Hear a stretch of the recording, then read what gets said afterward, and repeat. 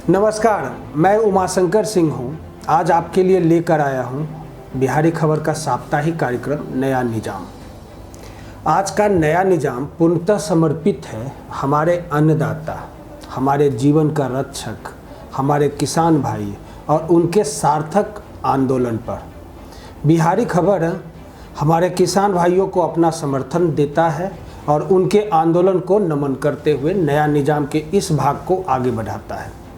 सबसे पहले अपने अन्नदाता के लिए उमाशंकर की ये बोल, जिसमें समाहित है आज के सत्ता नशीनों के लिए संदेश और किसान भाइयों के लिए मेरा समर्पण, आप स्वीकार करें। व्यवहार सरकार का शुभ कलश है और इंसानियत सरकार की तिजोरी। मधुर वाणी सरकार की धन दौलत है और शांति सरकार की महालक्ष्मी। पैसा सरकार का मेहमान है और एकता सरकार की ममता। व्यवस्था सरकार की शोभा है और समाधान सरकार की सच्ची सुख। मैं यहाँ सरकार, संसद वाले और पटना वालों के लिए बोल रहा हूँ। अब आता हूँ किसानों पे। आज देश में यदि सबसे अस्थिर और बदतर जीवन यापन कोई कर रहा है तो वह है हमारा किसान। वह पूरी तरह से प्रकृति पर निर्भर है। आमतौर पर यह माना जाता है कि भारतीय समाज में समय समय पर होने वाली उथल पुथल में किसानों का कोई सार्थक भूमिका रही ही नहीं है, लेकिन ऐसा नहीं है, क्योंकि भारत के स्वाधीनता आंदोलन में जिन लोगों ने शीर्ष स्तर पर अपनी उपस्थिति दर्ज कराई, उसमें आदिवासियों, जनजातियों और किसानों का अहम योगदान रहा है। स्वतंत्रता से पहले किसानों ने अपने मांगों के समर्थन में जो आंदोलन किए, वे गांधी जी के प्रभाव के कारण हिंसा और बर्बादी से भरे नहीं होते थे। लेकिन अब स्वतंत्रता के बाद जो किसानों के नाम पर आंदोलन हुआ या कराए गए, वो हिंसक और राजनीति से ज़्यादा प्रेरित थे। देश में नील पैदा करने वाले किसानों का आंदोलन, पावना आंदोलन, विद्रोह, तेभागा आंदोलन, चंपारण का सत्याग्रह और बारदोली में जो आंदोलन हुए थे, इन आंदोलनों का नेतृत्व महात्मा गांधी, वल्लभ भाई पटेल जैसे नेताओं ने किया। आमतौर पर किसानों के आंदोलन या उसके विद्रोह की शुरुआत सन 1859 से हुई थी, लेकिन चूंकि अंग्रेज़ों की नीतियों पर सबसे ज़्यादा किसान प्रभावित हुए, इसलिए आंदोलन के पहले भी इन नीतियों से ने किसान आंदोलन की नींव डाली। सन 1857 के असफल विद्रोह के बाद विरोध का मोर्चा किसानों ने संभाला, क्योंकि अंग्रेज़ों और देसी रियासतों के सबसे बड़े आंदोलन उनके शोषण से ही उपजे थे। वास्तव में जितने भी किसान आंदोलन हुए, उसमें अधिकांश आंदोलन अंग्रेज़ों के खिलाफ थे। उस समय के समाचार पत्रों ने भी किसानों के शोषण और उसके साथ होने वाले सरकारी अधिकारियों की ज्यादती का सबसे बड़ा संघर्ष, पक्षपातपूर्ण व्यवहार और किसानों के संघर्ष को प्रमुखता से प्रकाशित किया है। आप अभी भी देख सकते हैं, आपको भारत सरकार के आर्काइव में ये सारी चीज़ें मिल जाएगा। आंदोलन, अब आते हैं किसानों पे। आंदोलनकारी किसान चाहे तेलंगाना के हो या नक्सलबारी के, हिंसक लड़ाके, सभी ने छापामार आंदोलन को आगे बढ़ाने में अहम योगदान दिया था। सन 1857 के प्रथम स्वतंत्रता संग्राम को अंग्रेज़ों ने देसी रियासतों की मदद से दबा तो दिया, लेकिन देश में कई स्थानों पर संग्राम की ज्वाला लोगों के दिलों में धधक रही। इसी बीच अनेकों स्थानों पर एक के बाद एक कई किसान आंदोलन हुए। इसी तरह का पहला विद्रोह, पावना आंदोलन, जिले के किसानों से शुरू हुआ। बंगाल के पावना जिले के काश्तकारों को सन 1859 में एक एक्ट द्वारा बेदखल और लगान में वृद्धि के विरुद्ध एक सीमा तक संरक्षण प्राप्त हुआ था, लेकिन इसके बावजूद जमींदारों ने उनसे सीमा से अधिक लगान वसूला एवं उनकी जमीन के अधिकार से भी वंचित किया। जमींदारों की ज्यादती का मुकाबला करने के लिए सन 1873 में पावना के यूसुफ सराय के किसानों ने मिलकर एक कृषक संघ का गठन किया। इस संगठन का मुख्य कार्य पैसे एकत्रित करना एवं सभाएं आयोजित करना होता था, ताकि किसान अधिकाधिक रूप से अपने अधिकारों के लिए सजग हो सके। अगला आंदोलन हुआ दक्कन का विद्रोह। गौरतलब है कि यह एक दो स्थानों तक सीमित नहीं रहा, वरन देश के विभिन्न भागों में फला फूला।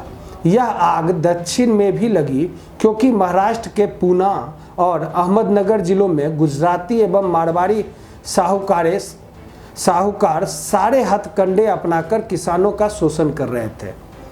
दिसंबर सन 1874 में एक सूदखोर कालूराम ने किसान बाबा साहिब देशमुख के खिलाफ आंदोलन से घर की नीलामी की डिग्री प्राप्त कर ली।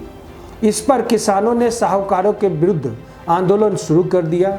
इन साहूकारों के विरुद्ध आंदोलन की शुरुआत सन 1874 में सिरूह तालुका के करडाह गांव से हुई। उत्तर प्रदेश में किसान आंदोलन, होम रूल लीग के कार्यकर्ताओं के प्रयास तथा मदन मोहन मालवीय जी के दिशा निर्देश के परिणाम स्वरूप फरवरी सन 1918 में उत्तर प्रदेश में किसान सभा का गठन किया गया। सन 1919 के अंतिम दिनों में किसानों का संगठित विद्रोह खुलकर सामने आया। इस संगठन का जवाहरलाल नेहरू ने अपने सहयोग से शक्ति प्रदान की। उत्तर प्रदेश के हरदोई, बहराइच एवं सीतापुर जिलों में लगान में वृद्धि एवं उपज के रूप में लगान वसूली को लेकर अवध के किसानों ने एका आंदोलन नामक आंदोलन चलाया। अब आते हैं मोपला विद्रोह पे। केरल के मालाबार क्षेत्र में मोपला किसानों द्वारा सन 1920 में विद्रोह किया गया था। प्रारंभ में यह विद्रोह अंग्रेज हुकूमत के खिलाफ था। महात्मा गांधी, शौकत अली, मौलाना अबुल कलाम आज़ाद जैसे नेताओं का सहयोग इस आंदोलन को प्राप्त था। इन आंदोलन के मुख्य नेता के रूप में अली मुसलियार काफ़ी चर्चित हुए।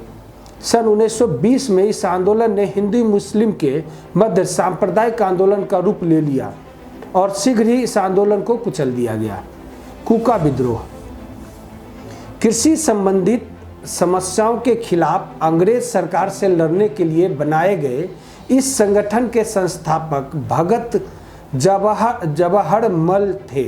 सन 1872 में इनके शिष्य बाबा राम सिंह ने अंग्रेजों का कड़ाई से सामना किया।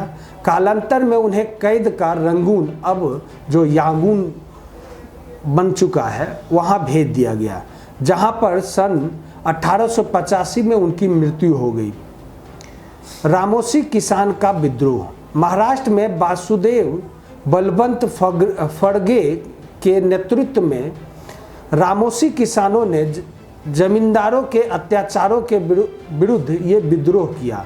इसी तरह आंध्र प्रदेश में सीताराम राजू के नेतृत्व में औपनिवेय शासन के विरुद्ध यह विद्रोह हुआ, जो सन 1879 से लेकर 1920-22 तक छिटपुट ढंग से चलता रहा। ताना भगत आंदोलन, इस आंदोलन की शुरुआत सन 1914 में बिहार में हुई। यह आंदोलन लगान की ऊंची दर तथा चौकीदारी कर के विरुद्ध किया गया था। इस आंदोलन के प्रवर्तक जतरा भगत थे, जो कि इस आंदोलन से संबद्ध थे। मुंडा आंदोलन की समाप्ति के करीब 13 वर्ष बाद ताना भगत आंदोलन शुरू हुआ। यह ऐसा धार्मिक आंदोलन था जिसके राजनीतिक लक्ष्य थे। यह आदिवासी जनता को संगठित करने के लिए नए पंथ के निर्माण का आंदोलन था। इस मायने में यह बिरसा मुंडा आंदोलन का भी विस्तार था। मुक्ति संघर्ष के क्रम में बिरसा मुंडा ने जनजाति पंथ की स्थापना के लिए सामुदायिकता के आदर्श और मापदंड निर्धारित किए थे। अगला है तेभांगा आंदोलन। किसान आंदोलनों में सन 1946 का बंगाल का तेभांगा आंदोलन सर्वाधिक सशक्त आंदोलन था, जिसमें किसानों ने अप्लाइड कमीशन की सिफारिश के अनुरूप लगान की दर घटाकर 1/3 करने के लिए संघर्ष शुरू किया था। बंगाल के तेभागा आंदोलन फल का 2/3 हिस्सा उत्पीड़न बटाईदार किसानों को दिलाने के लिए किया गया था। यह बंगाल के 28 में से 15 जिलों में फैला, विशेषकर उत्तरी और तटवर्तीय सुंदरबन क्षेत्रों में। किसान सभा के आह्वान पर लड़े गए इन आंदोलनों में लगभग 50 लाख किसानों ने भाग लिया और इसे खेतिहर मजदूरों का भी व्यापक समर्थन प्राप्त हुआ। तेलंगाना आंदोलन। आंध्र प्रदेश में यह आंदोलन जमींदारों एवं साहूकारों के शोषण के नीति के खिलाफ 1946 में शुरू किया गया था। सन 1858 के हुए किसान आंदोलनों का चरित्र पूर्व के आंदोलनों से अलग था। अब किसान बगैर किसी मध्यस्थ के स्वयं ही अपनी लड़ाई लड़ने लगे थे। इनकी अधिकांश मांगें आर्थिक होती थी। किसान आंदोलनों ने राजनीतिक शक्ति के अभाव में ब्रिटिश उपनिवेश का विरोध नहीं किया। किसानों की लड़ाई के पीछे उद्देश्य व्यवस्था परिवर्तन नहीं था, लेकिन इन आंदोलनों की असफलता के पीछे किसी ठोस विचारधारा, सामाजिक, आर्थिक एवं राजनीतिक कार्यक्रम का अभाव था। बिजोलिया किसान आंदोलन। यह किसान आंदोलन भारत भर में प्रसिद्ध रहा, जो मशहूर क्रांतिकारी विजय सिंह पथिक के नेतृत्व में चला था। बिजोलिया किसान आंदोलन सन 1847 से प्रारंभ होकर करीब अर्ध शताब्दी तक चलता रहा। किसानों ने जिस प्रकार निरंकुश नौकरशाही एवं स्वेच्छाचारी सामंतों का संगठित होकर मुकाबला किया, वह इतिहास बन गया। अखिल भारतीय किसान सभा। सन 1923 में स्वामी सहजानंद सरस्वती ने बिहार किसान सभा का गठन किया। सन 1928 में आंध्र प्रांतीय रैयत सभा की स्थापना NG रंगा ने की। उड़ीसा में मालती चौधरी ने उत्कल प्रांतीय किसान सभा की स्थापना की। बंगाल में टेनेंसी एक्ट को लेकर सन 1929 में कृषक प्रजा पार्टी की स्थापना हुई। अप्रैल 1935 में संयुक्त प्रांत में किसान संघ की स्थापना हुई। इसी वर्ष NG रंगा एवं अन्य किसानों ने सभी प्रांतीय किसान सभाओं को मिलाकर अखिल भारतीय किसान संगठन बनाने की योजना बनाई। अब आते हैं चंपारण सत्याग्रह, बिहार वाला चंपारण का मामला बहुत पुराना था। चंपारण के किसानों ने अंग्रेज बागान मालिकों ने एक अनुबंध करार लिया था, जिसके अंतर्गत किसानों को जमीन के 3/20वें हिस्से पर नील की खेती करना अनिवार्य था। इसे 3 कठिया पद्धति कहते थे। 19वीं शताब्दी के अंत में रासायनिक रंगों की खोज और उनके प्रचलन से नील के बाजार समाप्त हो गए। नील बागानों के मालिकों ने अपने कारखाने बंद कर दिए और किसानों की नील की खेती से छुटकारा पाने की इच्छा भी पूरी हो गई। खेरा सत्याग्रह। चंपारण के बाद गांधी जी ने सन 1918 में खेरा किसानों की समस्याओं को लेकर आंदोलन शुरू किया। खेरा गुजरात में स्थित है। खेरा में गांधी जी ने अपने प्रथम वास्तविक किसान सत्याग्रह की शुरुआत की। खेरा के कुनबी पाटीदार किसानों ने सरकार से लगान में राहत की मांग की, लेकिन उन्हें कोई रियायत नहीं मिली।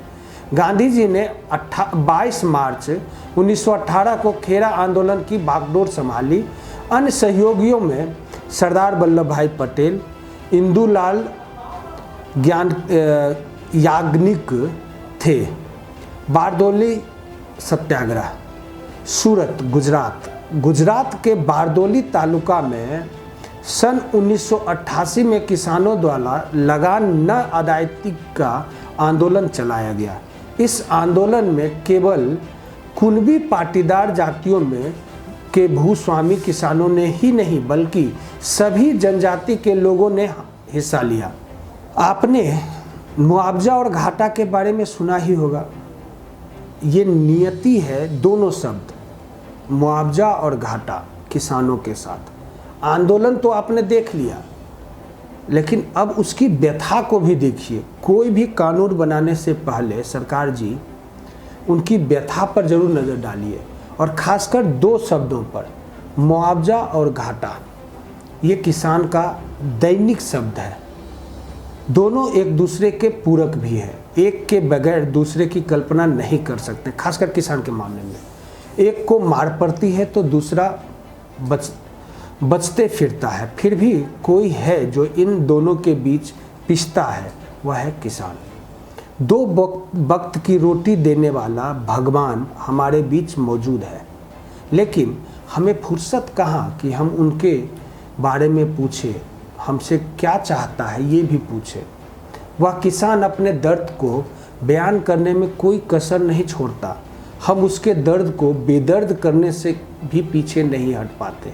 ये मैं इसलिए बोल रहा हूँ, चलिए मैं नहीं बोल रहा हूँ, ये वर्तमान सरकार की नियति बोल रही है। अब इसमें कितनी सच्चाई है? सरकार तो ये कह रहा है कि भाई सरकार अपने जगह पर सही है, सरकार ने जो भी कानून बनाया है वो बिल्कुल सही है, लेकिन किसान करोड़ों की संख्या में आज रोड पर है, तो कहीं ना कहीं वैचारिक मतभेद तो आया नज़र में। आखिर ये वैमनस्यता रोड पर क्यों दिख रहा है? फिर किसान के दर्द पर बहसबाजी का सिलसिला क्यों शुरू हो गया? मोहल्ले से गांव तक नारों की गूंज से किसान के चेहरे पर आशा की किरण जन्म लेती थी, किंतु थोड़े समय पश्चात किसान के हालत जस के तस हो जाती है, मानो आशा की किरण की मौत की सज़ा सुना दी गई हो। ये तो किसान की कहानी है। वह किसान अपनी आंखों में भरे आंसू को अपनी उंगलियों से पोंछ लेता है जब कोई उनसे पूछता है कि आपके आंखों में आंसू क्यों, तो जवाब में वह किसान मिट्टी को स्पर्श करता है, मानो कितने सवालों का बोझ उस पर हो। हमारे तरह वह किसान एक इंसान है जो हम सबसे ज़्यादा दिलदार है। हम अपनी दिलदारी कब दिखाएंगे? ये मैं बिहारी खबर के लिए नहीं है, ये सरकार आपके लिए है।